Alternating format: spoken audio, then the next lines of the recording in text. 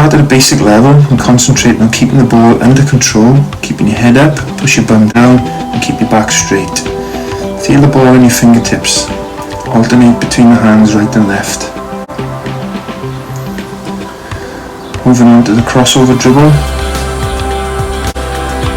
Pushing the ball with your fingertips from right to left. Maintaining the position and keeping your hands soft and your head up. Moving on, you continue with this drill but adding your guard on. The non-dribbling hand and arm is pushed out in front to protect the ball.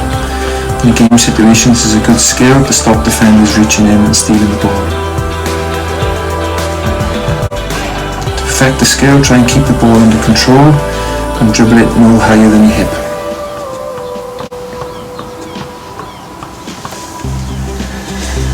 The next skill is to perform 10 dribbles on each hand, starting with low dribbles below the knee. Moving on to hip high dribbles, keeping the ball controlled, switching hands.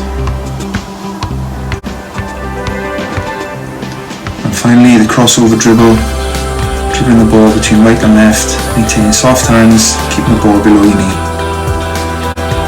You can move on using 2 balls, maintain all the same skills, head up, back straight, bum down.